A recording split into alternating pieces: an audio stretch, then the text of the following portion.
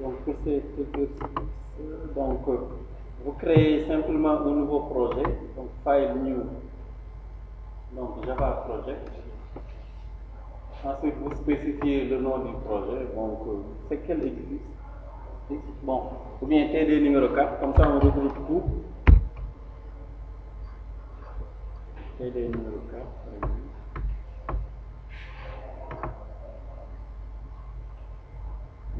Ensuite, finish.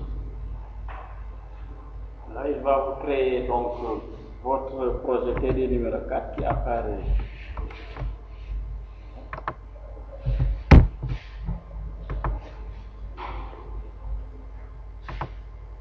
Il faut fermer les d'abord. Donc, dans TD numéro 4, on crée le fichier, bon, les exercices 1, 2, 3 et 4, je pense, sont les mêmes. Donc, par exemple,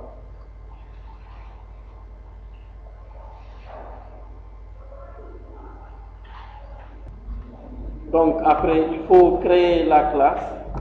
Donc, CTRL-N ou bien clic bouton droit, nouveau, ensuite classe.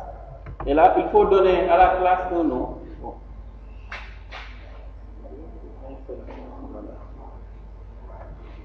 Alors, on donne à la classe un nom. On l'appelle par exemple exercice 1, 2, 3, 4. Parce que c'est les exercices 1, 2 et 3 et 4 qui sont réunis ici. Donc, il faut vérifier que public static void main est bien coché. Sinon, vous allez devoir écrire la méthode main à la main. Même aussi, il faut vous générer le constructeur par défaut sans argument. Il faut le laisser cocher. Sinon, bon, vous devrez tout écrire à la main. Donc, dès que vous cliquez sur OK, il vous génère la classe. Voilà.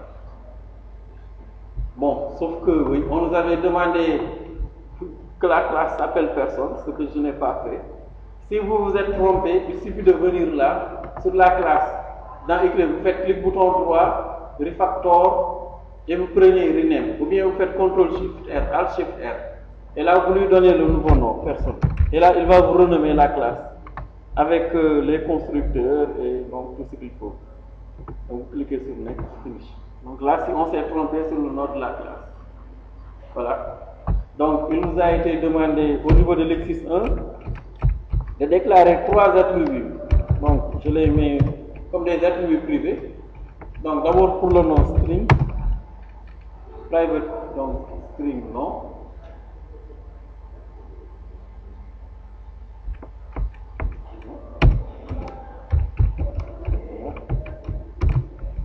Pour le prénom, pareil. Bon, donc non, j'enlève le S. Prénom. Ensuite, autre attribut, c'est la date de naissance, donc private, mais de type int. La date de naissance, donc int. Datness. Donc, il l'a appelé au niveau du code. Donc, CTRL-SHIFT-F pour réorganiser votre code sous Eclipse, qui n'est pas bien identifié. Par exemple, certains vont écrire comme ça, lui, il va. Ce code-là est désordonné. Certains même vont faire comme ça. Voilà, le code là, il est désordonné. Vous pouvez demander à Eclipse de vous réorganiser le code automatiquement. Il suffit de faire CTRL-SHIFT-F. Et là, le code sera automatiquement réorganisé. Donc, il va vous les aligner. Donc ensuite, au niveau de l'exo 2, on vous a, bon, toujours dans l'exo 1, on vous a demandé un constructeur, mais avec 3 arguments. Donc on les met, qui vont permettre d'initialiser les attributs. Donc vous pouvez les appeler string nom, string prénom et int datness si vous voulez. Mais si vous mettez les mêmes noms que les noms des attributs, il faut faire attention, il faut utiliser this pour les différencier. Bon, donc on met this.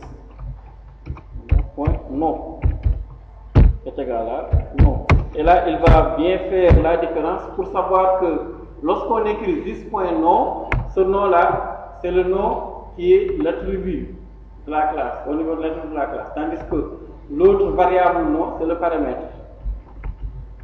Idem aussi pour le prénom.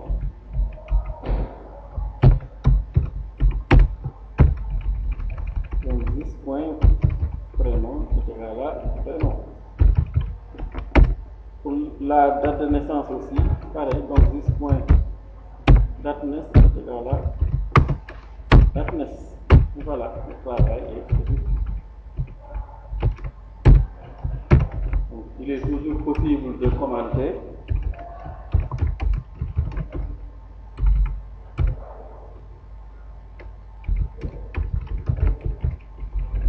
Nom de la personne présente. Là, pour le prénom de la personne, c'est là, deux. Donc, souvent, on le dit, commenter est un devoir pour un programmeur. Surtout si vous écrivez de grands programmes. Il sera toujours demandé de...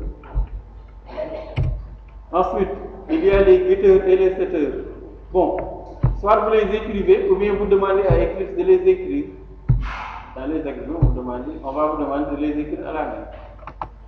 Donc, pour les modificateurs demandés, je peux demander à Eclipse de me les insérer. Pour cela, je viens sur, je fais clic bouton droit quelque part dans le code, en tout cas, mais pas à l'intérieur d'une méthode. Il faut vérifier que vous êtes en dehors d'une méthode. Par exemple, là, ici, et je fais clic bouton droit, vous venez sur source, generate, ou encore, getter and setter. Et si vous cliquez ici, il va vous générer, il va vous demander quels sont les getters et setters que vous voulez, vous faites select all parce que tout le monde est demandé. Voilà. Et là aussi, vous pouvez modifier les accesseurs. Est-ce que vos getters doivent être publics, protégés, bon, default, private ou bien final. Bon, on laisse public. Et là, dès que vous cliquez, voilà, il vous a généré get nom, get prénom, get datness, set datness, comme il a été demandé.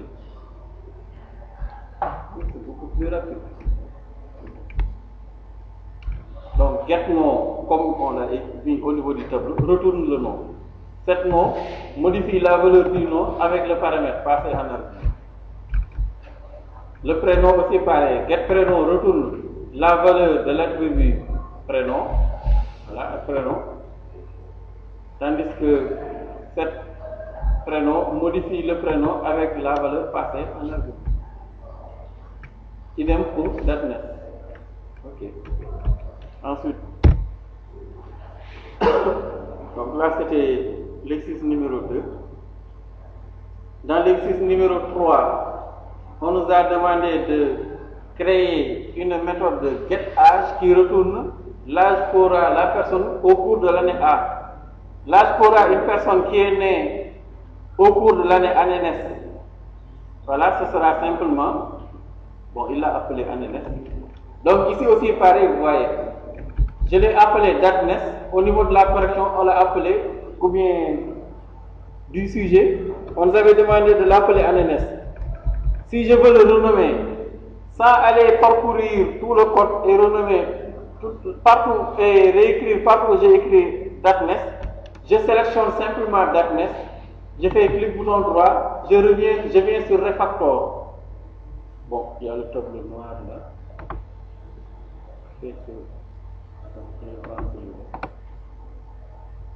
Donc refactor, si vous venez au niveau de refactor, vous aurez encore rename. Et là, il va vous permettre de renommer la variable. Et vous voyez, dès que j'efface, il efface. Partout, il va effacer. Et quand je vais écrire aussi, il va écrire la même chose un peu partout. Ce qui me permettra d'écrire année, comme il l'a mis au niveau du tableau. Et j'appuie sur Entrée. Et toutes mes variables datness ont été renommées à année. Même le getter et le setter. Bon, sauf le getter. Donc, pour le getter et le setter, il faut compléter. Il faut modifier. Oui. Hein? Pour renommer la variable. Hein? Pour renommer la variable. Oui. Donc, datness, il faut sélectionner la variable, ensuite faire clic bouton droit. Ensuite, vous venez sur refactor, ici, là. Refactor. Bon, je prends l'autre parce qu'il y a le tableau noir là. Donc refactor. Et là, vous venez sur rename. Voilà. Et là, il va vous permettre de renommer Darkness. Il vous met même enter new name, press enter to refactor. Donc moi, je vais le renommer en l'appelant ANNS, puisque bon, c'est ce qu'on m'avait demandé. Donc là, j'écris ANNS. Voilà. Et j'appuie sur Entrée et toutes les variables ont été renommées. Il y a peut-être que le getter et le setter, où il laisse. Voilà. Et là, bon, il faut le modifier à la main, ANNS. Et là aussi, ANNS.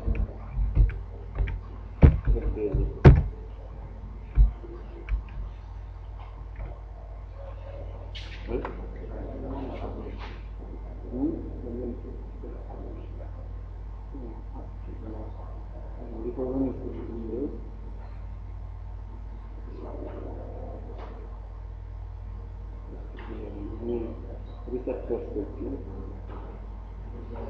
Si ça, tu fais c'est toi qui as fait une forme d'analyse. Ah, tu as pris debug. C'est Java qu'il faut prendre. Tu étais en mode debug. Et là, tu doubles clic. Bon, c'est notre ici. Mais il faut toujours vérifier que tu es en mode Java là. Le mode debug permet de faire autre chose. Là, on peut attendre.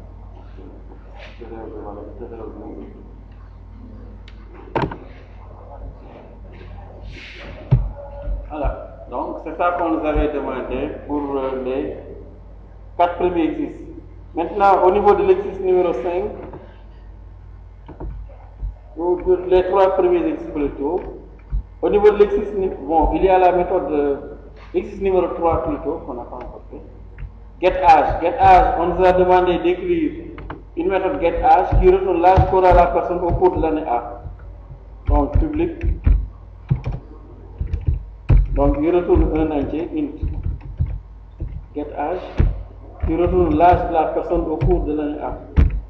Donc, l'âge de la personne au cours de l'année A, c'est simplement A moins année l'année de naissance. Si quelqu'un est né en 1990, si on demande son âge en 2086, il faut simplement faire 2086 moins 1986. Oui, return devant.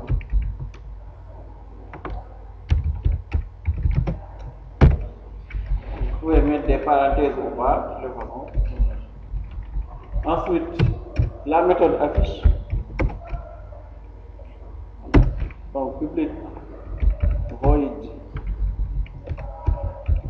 affiche. Voilà qui affiche les informations sur la personne. Donc, pour écrire dans Eclipse, je vous l'avais montré, je pense. Au lieu d'écrire système.a.println, vous écrivez sysa, contrôle espace. Donc, on nous avait imposé le format nom, 2 points. Donc, pour afficher le nom, plus, non, plus. Donc, le prénom.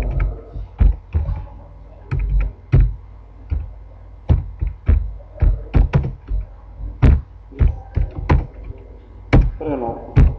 Et enfin, c'est l'année de naissance. Né en, donc on met né. Là, il vaut mieux l'encadrer parce que ça peut être un garçon. Donc, né en 10. Année naissance. C'est bon.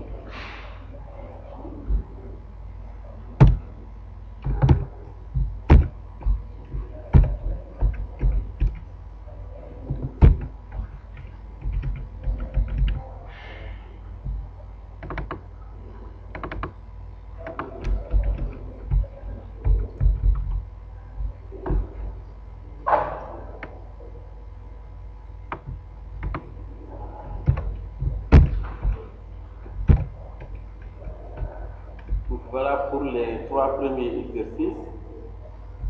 Maintenant, l'exercice numéro 4. Là, on vous demande d'écrire un programme test. Donc, dès qu'on parle de programme, il y a une méthode main qu'il faut rajouter, qui déclare une variable de type personne, donc une instance, et l'instance avec les paramètres secs, Banda par exemple, comme année de naissance 1990, puis qui affiche les informations sur cette personne, modifie son année de naissance et l'incrément de 13 affiche son âge en 2014. Oui. Demain. Non, le ZIS il est facultatif. On met le ZIS quand il y a un risque d'ambiguïté. Mais s'il n'y a pas de risque d'ambiguïté, vous n'êtes pas obligé de mettre ZIS. Par exemple, ici, moi, il n'y a nulle part où j'ai mis ZIS. Bon, peut-être ici, c'est Eclipse qui l'a mis. Mais par exemple, ici, dans le constructeur, il est obligatoire de mettre ZIS parce qu'on a un paramètre nom et un attribut nom.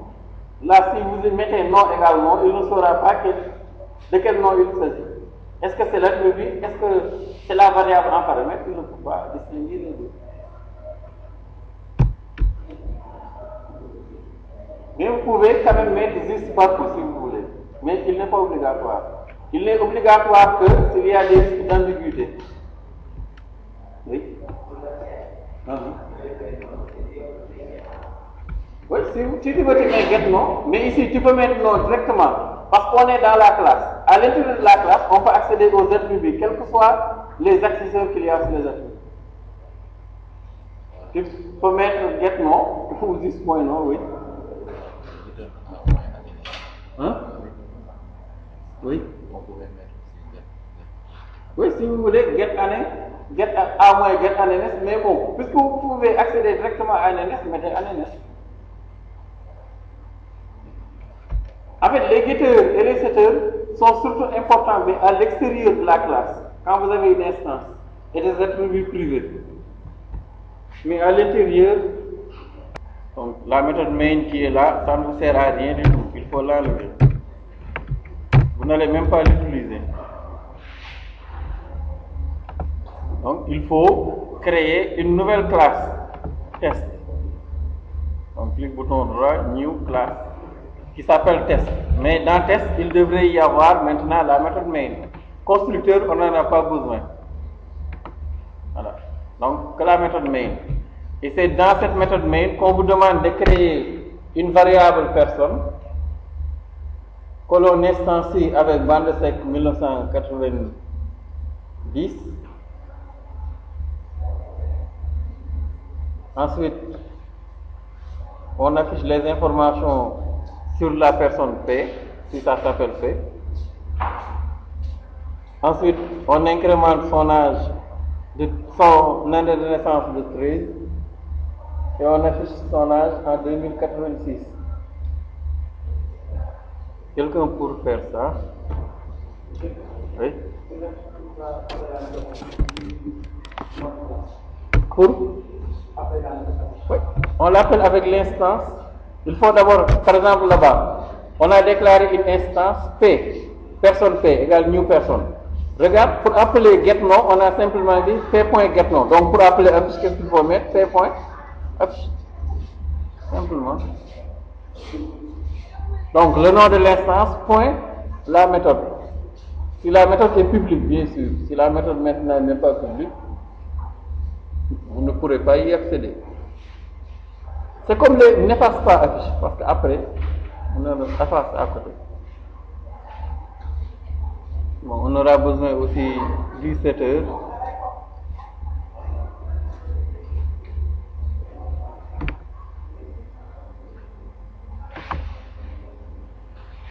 Voilà, donc, comme il l'a fait. Donc ici, vous déclarez l'instance dans la méthode main ou à l'extérieur, peu importe. Donc, l'instance, vous le nommez comme vous voulez, par exemple, personne P. Et là, quand on écrit new personne, dès qu'on écrit personne P, cela veut dire qu'on a une variable P qui aura la même structure que la structure qui a été définie dans personne. Donc, il aura un nom, un prénom, une année de naissance. Le get nom, set nom. Get prénom, set prénom. Get année de naissance, set année de naissance. Une méthode get âge et une méthode affiche immédiatement. Il hérite de tout cela. Donc, on l'instancie, sinon, voilà, Et là, automatiquement, il nous propose, il nous dit que le constructeur reçoit 3 arguments qu'il faut donner. Le nom, donc, on nous a demandé de mettre sec. Voilà. Le prénom, Banda. Et l'année de naissance, par exemple, 1990. Voilà. Et là, il existe maintenant une instance de personne qui s'appelle Banda Sec, qui est née en 90. Maintenant, pour afficher, on met simplement p.affiche. Voilà. Et là, vous pouvez même effectuer un test pour voir. Pour exécuter CTRL F11, ou bien clic bouton droit Run as Java Application. Et là, en bas, au niveau de la console, il nous affiche les informations. Donc, nom sec, prénom Banda, né en 1990. Donc, l'instance existe. Ok. Ensuite, on nous a demandé de modifier son âge pour l'incrémenter, son année de naissance pour l'incrémenter de 13. Donc, pour modifier cette année. Mais on modifie l'année de la personne, l'année de naissance. Donc, p.get année, voilà, de naissance plus 13. P.get année de naissance va permettre de récupérer l'année de naissance. Et d'ailleurs ici, quand je lui demande d'aller à get année, il vient dans la classe personne get année. Hein, directement. On l'incrémente de 13. Donc toujours, le nom de l'instance point la méthode permet d'accéder donc à la méthode. Donc c'est pourquoi la structure est importante. Une fois que l'on définit la structure, pour créer des objets de ce genre, on les instancie seulement. Et les objets existent. Ensuite, donc, oui.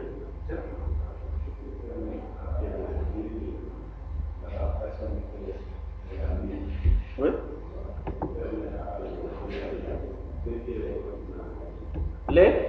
C'est parce qu'ici, on avait défini la structure de personne comme contenant, comme une classe, comme une structure ayant les attributs non prénom et année de naissance. Donc, si j'ai défini un P comme étant une personne, le P va ressembler à personne. Il va avoir aussi nom, prénom et hérite de tout cela. C'est comme quand on dit que telle personne est un Sénégalais. Donc, il hérite de tout ce qui définit un Sénégalais. Donc, on définit la structure et quand quelqu'un appartient est défini comme appartenant ou bien comme étant défini par la structure, il va avoir les caractéristiques de cette structure. Donc, ensuite, pour l'âge, donc cet âge, cette année naissance. Hein? Ah oui, l'âge, oui, get année. Get âge, qui calcule l'âge qu'aura la personne en 2086. Et ensuite, donc, un affichage, oui.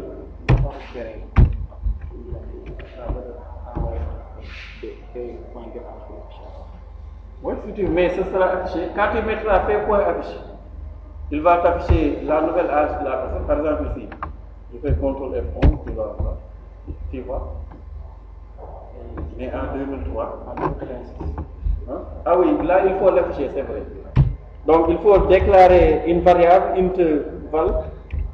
Voilà. Et ensuite, vous affichez sysout. Donc, l'âge.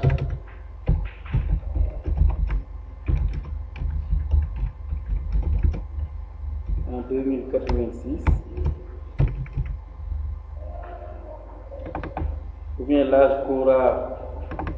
Bon.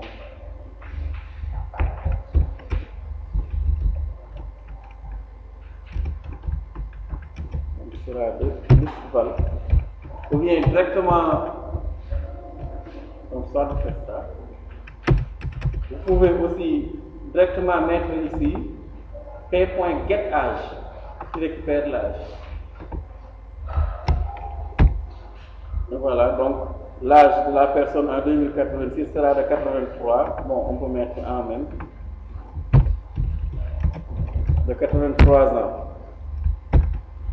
Donc, nom, sec, prénom Banda, né en 1990. L'âge de la personne en 2086 sera de 83 ans. Donc, Là, on a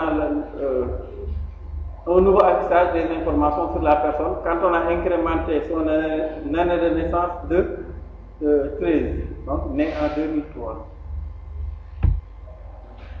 Donc ici, bon, voilà. Bon, vous pouvez même mettre l'affichage ici.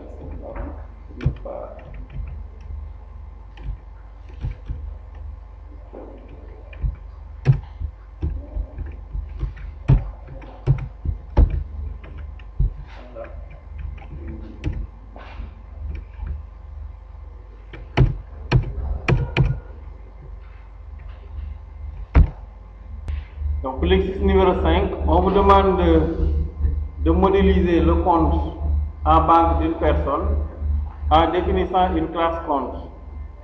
Pour cela, identifiez les attributs que doit posséder cette classe et écrivez le code des accesseurs. Les accesseurs sont les getters et les setters de chaque attribut.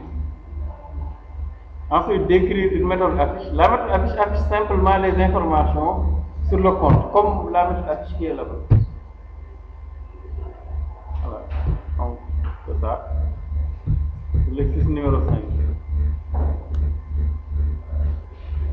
Donc pour l'exercice numéro 5, on nous demande de modéliser une classe personne, une classe compte plutôt.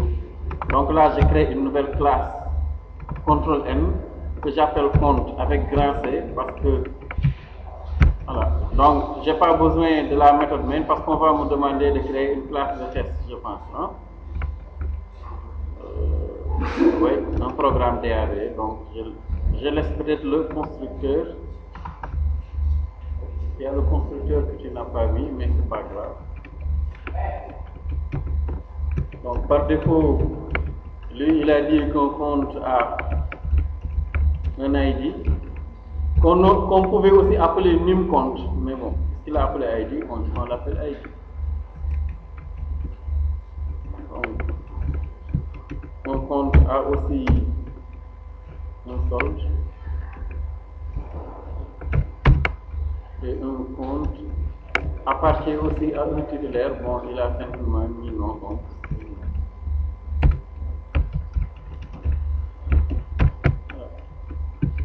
Ensuite, les getters et les setters, je les écris à la main ou bien je demande à Eclipse de me les mettre. Donc, source, generate getter and setter, select all pour avoir tous les getters et les setters et il me les crée. Ensuite, il ne me manque que la méthode affiche. Public void affiche.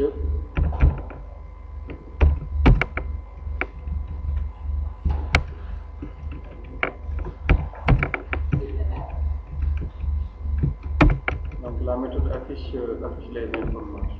C'est ça. Donc non.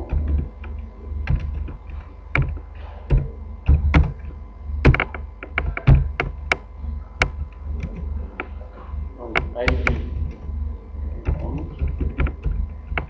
On peut même mettre des /n. /n, comme un langage C permet d'aller à la ligne.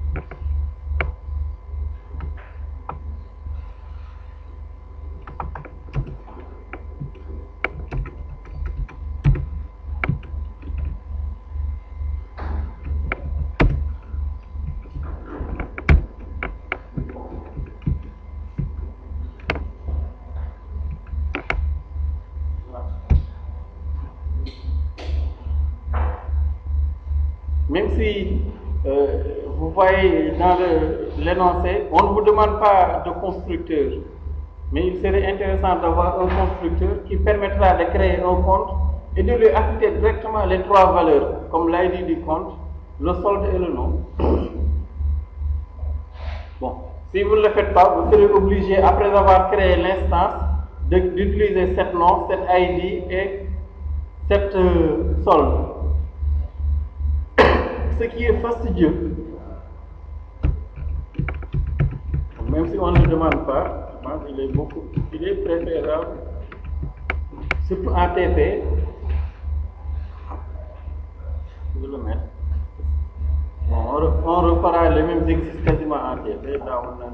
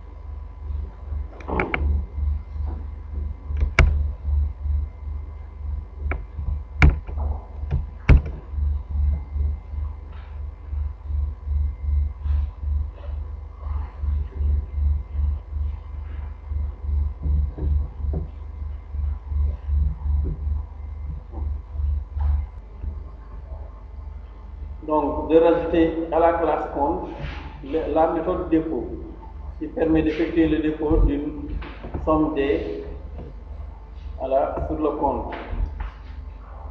Donc, voilà.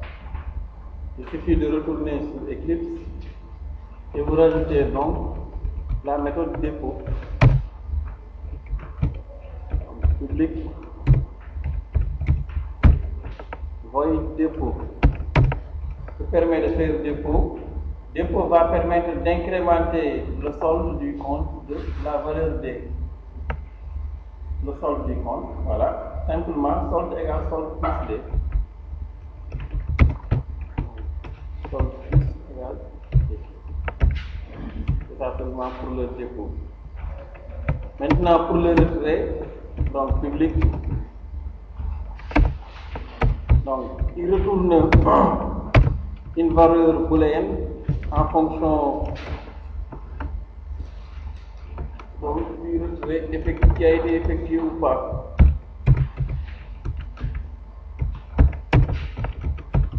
Voilà. Donc il faut tester si R est supérieur au sol.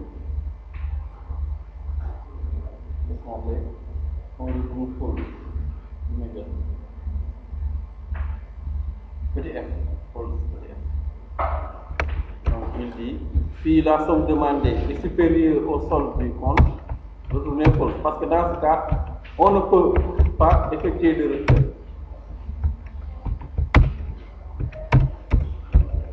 Voilà. Else, tu n'as pas effectué le retrait. Quand on effectue un retrait, on diminue le solde du compte. Tu peux même ne pas mettre else si tu veux. Bon. Si tu veux, tu mets else, mais le else là n'est pas nécessaire.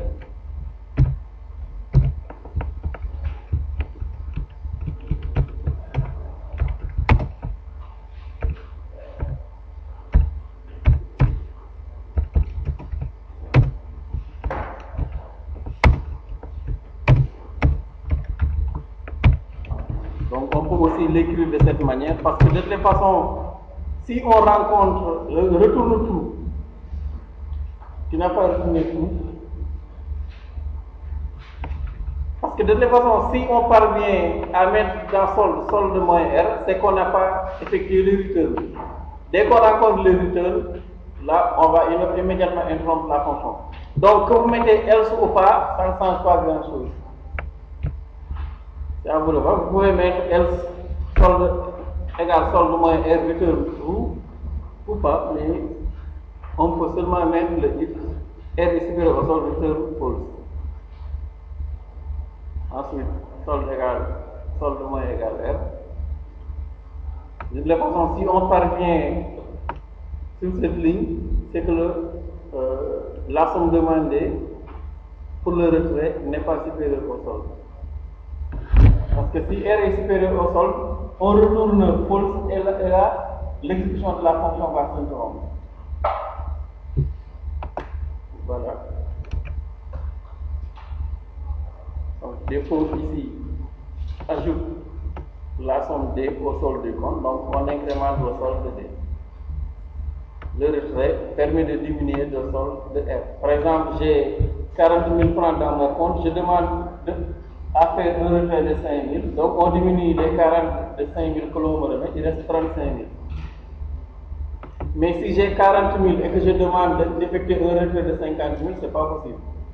Parce que la somme demandée est supérieure et c'est là où Ecobank nous affiche opération impossible. Je ne vais pas avoir 40 000. Bon, peut-être il y a des histoires de découverte. Vous prenez une découverte.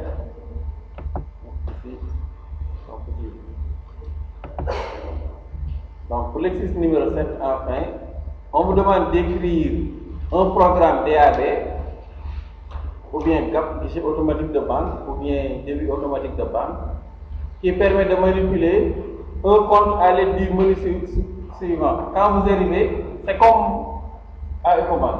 Vous introduisez votre carte, sauf ici, on ne vous demande pas de code secret. On vous demande le code. Si c'est validé, il y a l'écran de l'ordinateur où on vous demande de choisir. Soit vous voulez voir le solde de votre compte. Dans ce cas, vous tapez 2. Des informations sur le compte. Hein? Voilà. Dépôt 3, retrait 4. Voilà. Et puis 5 quitter.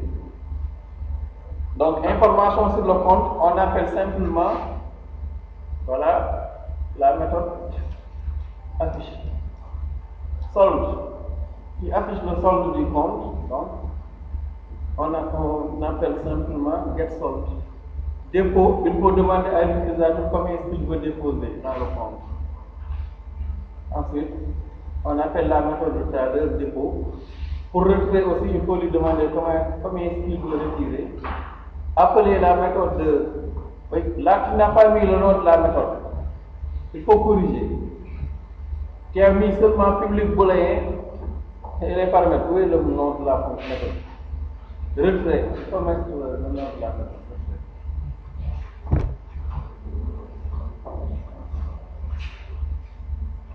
Donc, l'utilisateur effectue un choix dans ce menu et le programme doit réaliser l'opération correspondante, puis réafficher le menu jusqu'à ce que l'utilisateur choisisse l'option quitter. Et pour quitter, on tape 5.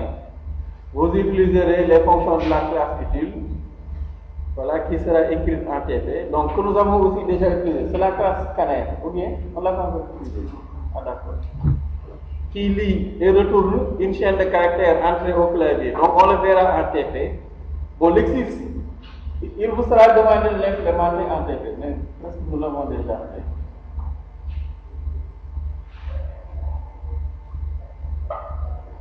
Quelqu'un pour donner la solution de ce programme-là, qui va permettre de créer une instance, de créer un compte avec donc les informations qu'il faut.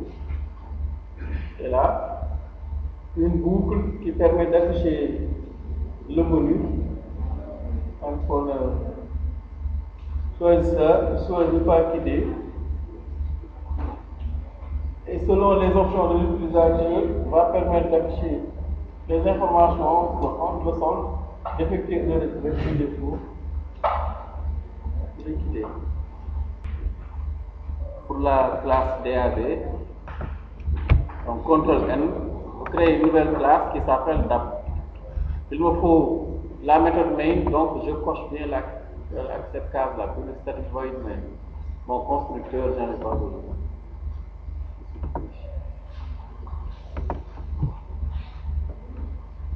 Ah, mais tu n'as même pas encore d'instance.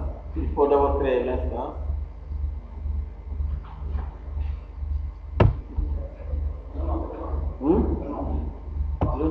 compte, oui.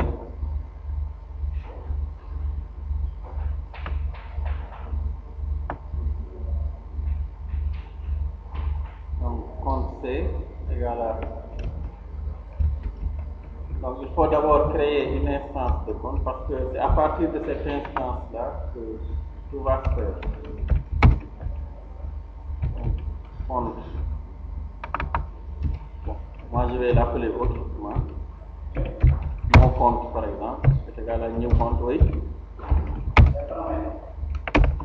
Les paramètres, c'est l'ID du compte, l'identifiant, le nom du titulaire, le solde plutôt, et le nom du titulaire. Par exemple, je mets comme identifiant le compte numéro 1. Ensuite, j'ai le solde du compte. Vous mettez la valeur, 20 000 francs ou 36 000.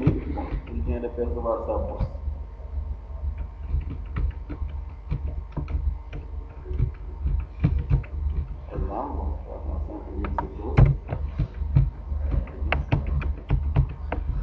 Ensuite, enfin, il faut donner le nom du titulaire, par exemple, quelqu'un. Pardon.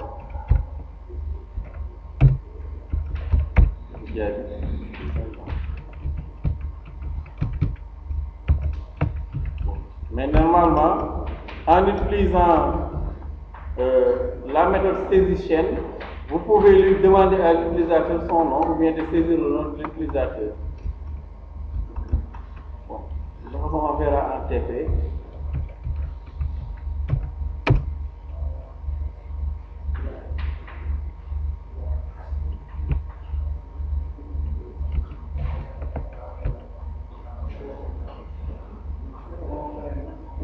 New compte grand C. New compte grand C, c'est le nom de la classe. Donc ça va commencer par les noms. Maintenant, voilà. Tu peux, si tu veux,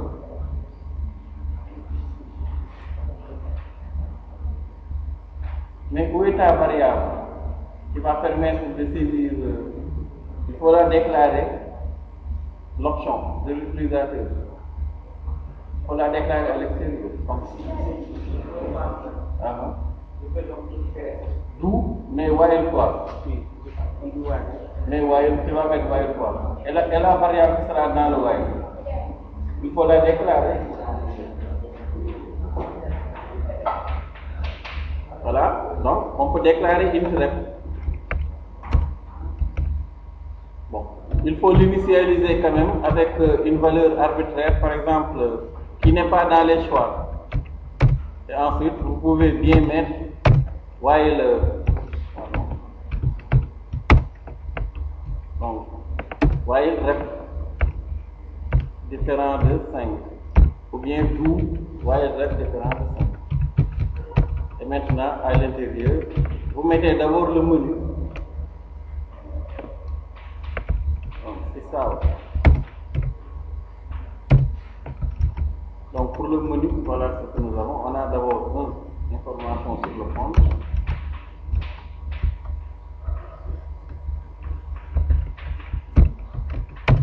Ensuite, 2. Solde.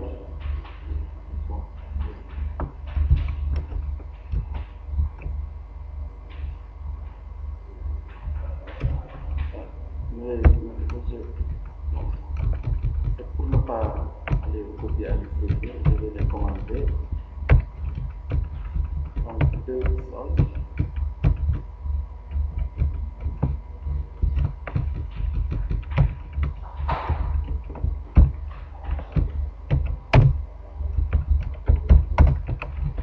Ensuite, 3 dépôts.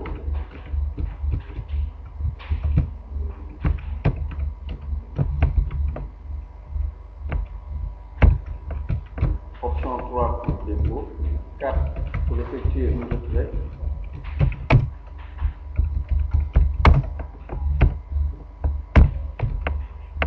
Et enfin 5 qui permet de quitter.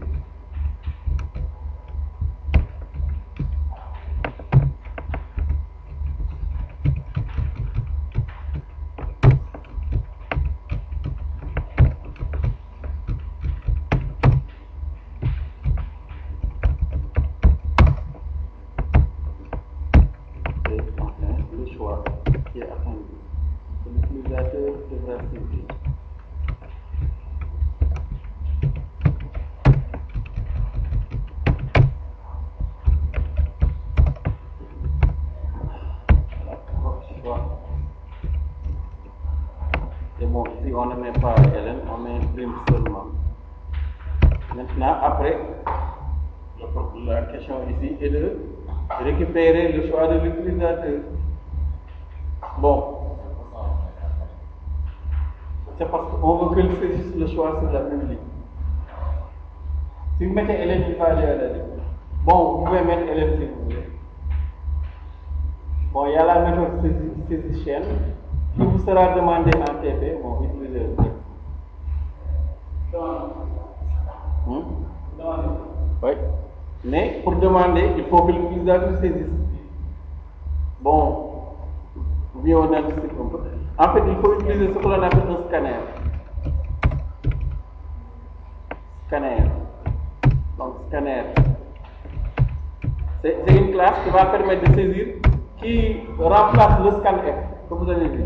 Donc, scanner SC est égal à new scanner. Bon, en réalité, c'est ce qu'il faut mettre dans la méthode de saisicienne.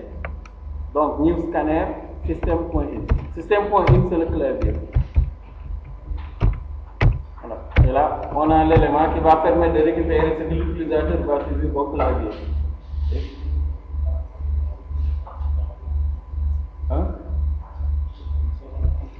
Utile.scanner, oui, c'est lui qui l'a importé. C'est parce que la classe scanner se trouve dedans.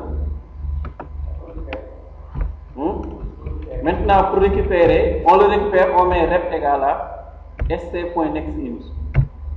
Donc, sc c'est la variable scanner. NextInt va permettre de récupérer l'entier qui sera saisi.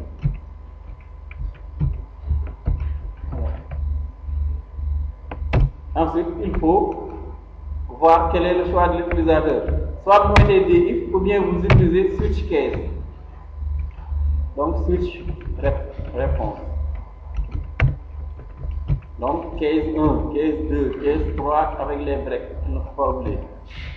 Donc, s'il répond 1, ce qu'il veut voir, voilà les informations sur le compte. Dans ce cas, information sur le compte, c'est simplement mon compte.affiche. La méthode affiche de tout à l'heure. Ou bien c.affiche, comme il a mis c'est là-bas. Ensuite, break. Et on continue. Case 2, il choisit 2.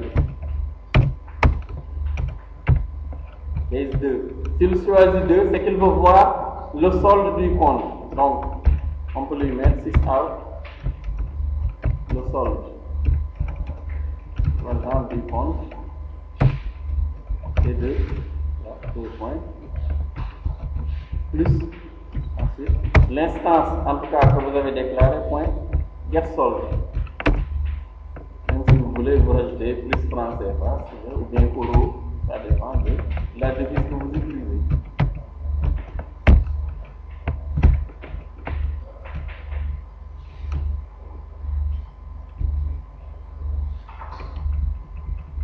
S'il choisit 3, c'est qu'il veut effectuer un dépôt. Donc, il faut lui demander de fournir la somme qu'il veut déposer. Donc, 15, 3.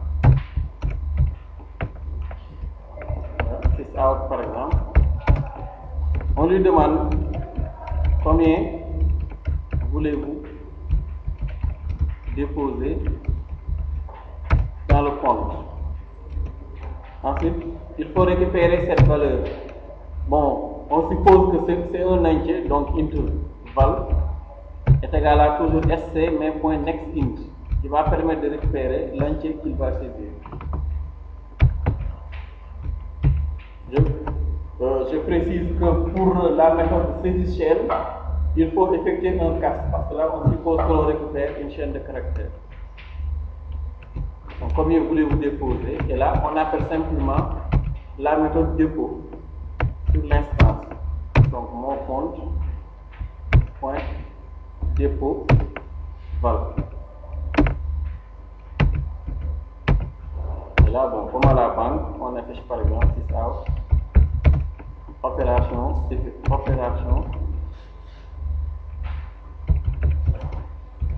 effectuée avec succès.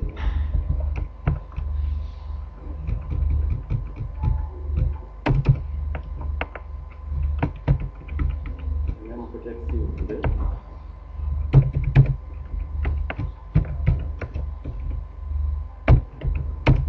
Donc avec le nouveau solde du compte.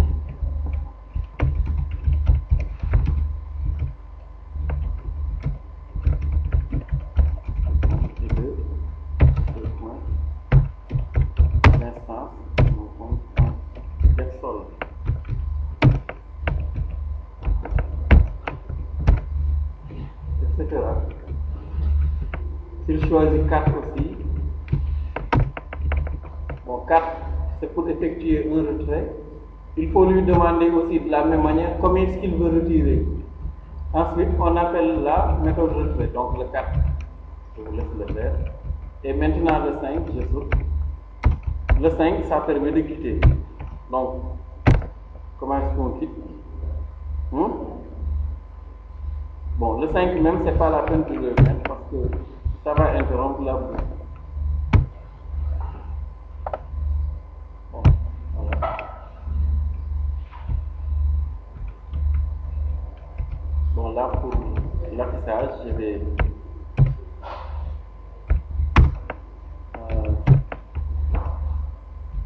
système.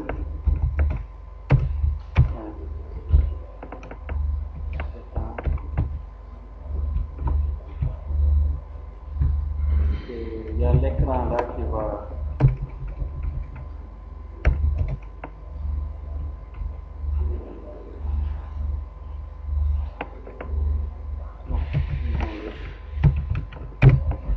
Voilà.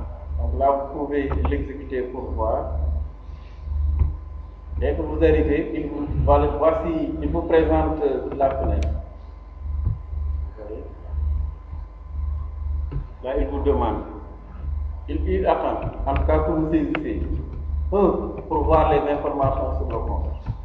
2, pour le solde. 3, pour effectuer un dépôt. 4, pour un retrait. 5, pour quitter. Si je tape 1, par exemple, il m'affiche non, Babou Boudjabi, ID du compte solde du compte 36 000. Et le menu revient. Il attend. Si je lui dis que je veux voir le solde, donc je saisis 2. Donc, pour voir le solde du compte. Dès que j'appuie sur entrée, voilà, il me dit le solde du compte est de 36 000. Et vous voyez, il va immédiatement dans le dépôt. C'est parce que je n'ai pas mis break. N'oubliez pas les breaks. Donc, j'arrête l'exécution, je reviens et je mets le break. Si vous voyez qu'il sort immédiatement et prolonge, c'est que vous n'avez pas mis le break. Donc ici, il me faut forcément mettre break. N'oubliez pas le break, sinon break. Voilà. Donc après il faut mettre le break après chaque case. Sinon vous allez voir que vos switch cases vont vous poser quelques soucis. Donc les breaks là ne sont pas là pour décorer. Les breaks sont importants. Après chaque switch, mettez break. Break.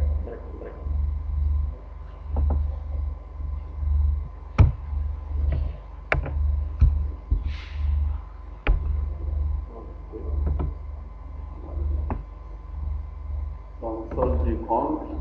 Donc 1 pour avoir des informations. Et c'est bon, il m'affiche les informations. 2, le solde. Donc le solde du compte est de 36 000.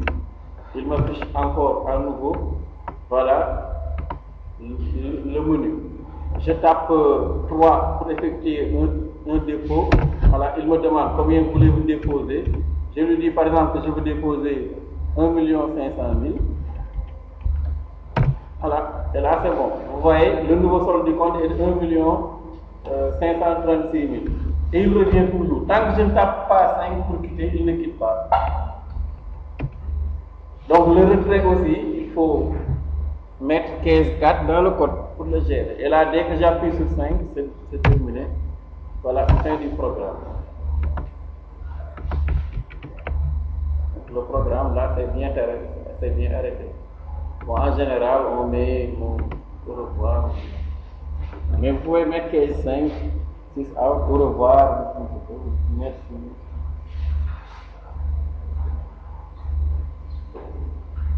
Voilà pour ce TD là. Donc il ne faut pas oublier de préparer le TD numéro 5 pour mardi prochain. Donc le TD numéro 5, dans le TD numéro 5, on manipule simplement des tableaux d'objets. Et le TP, reprenez dans le TP, on va vous demander de reprendre les mêmes exercices. Pour le TD1, c'est déjà fait. C'était pour implémenter les exercices du TD, donc c'était déjà.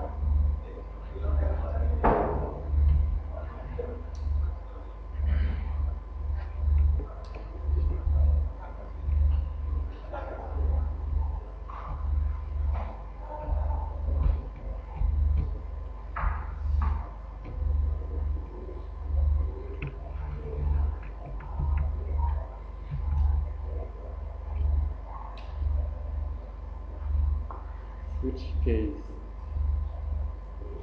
Même fonctionnement qu'en langage C.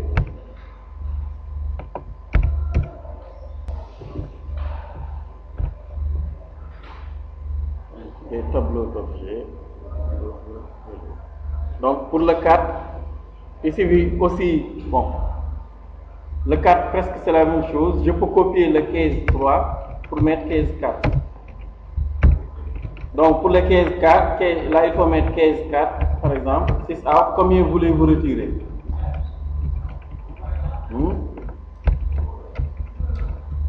Et là on récupère la valeur que l'utilisateur souhaite retirer. Bon, vous pouver l'appeler int R si vous voulez. Donc ensuite vous déclarez une variable booléenne qui va récupérer donc la valeur retournée par la fonction. Donc booléenne bool si vous voulez est égal à mon compte point retrait de R, qui va permettre. Ensuite il faut effectuer un test. Par exemple ici if bool, c'est-à-dire si bool est vrai. Donc pour éviter ce que les... C'est pas la peine d'écrire if bool égale à true. If bool, test est-ce que bool est vrai? Dans le devoir, beaucoup m'ont mis if bool égale à true. Mais c'est pas la peine. Mettez if bool. Voilà, sinon on affiche opération impossible. Solde du compte est insuffisant.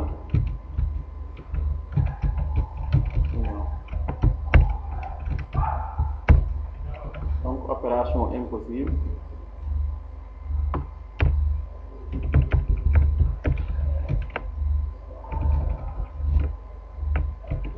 Le solde du compte est insuffisant ou bon, selon les messages que vous recevez quand vous allez à Ecobank. Donc solde du compte est insuffisant. Donc, pour le 4, il faut lui demander combien il veut retirer. Ensuite, vous appelez la méthode de retrait qui va essayer de diminuer de R le solde. Et il va retourner vrai si le retrait a été bien effectué et false si ça a échoué. On teste if bool, c'est-à-dire que ça s'est bien passé, donc opération effectuée avec succès. Là, on affiche le nouveau solde du compte si l'on veut, ça c'est optionnel. Et ensuite, sinon, opération impossible, le solde du compte est insuffisant. Bon, on peut le tester juste avant de partir. Donc j'arrive, voilà. Il me présente comme toujours le menu. Donc là par exemple, information pour voir combien j'ai. Et là j'ai 36 000 francs. Hein. Maintenant je vais lui demander un retrait 4. Et là il va me demander combien voulez-vous retirer. Je n'ai que 36 000, je vais lui demander un retrait de 70 000 pour voir.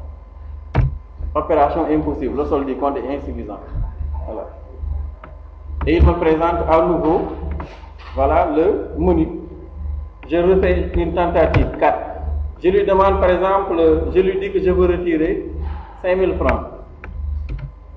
Voilà, donc opération effectuée avec succès. Le nouveau solde du compte est de 31 000 francs. Voilà. Donc ça fonctionne. Si vous demandez trop, il refuse. Donc si vous tapez 5, vous quittez. opération impossible.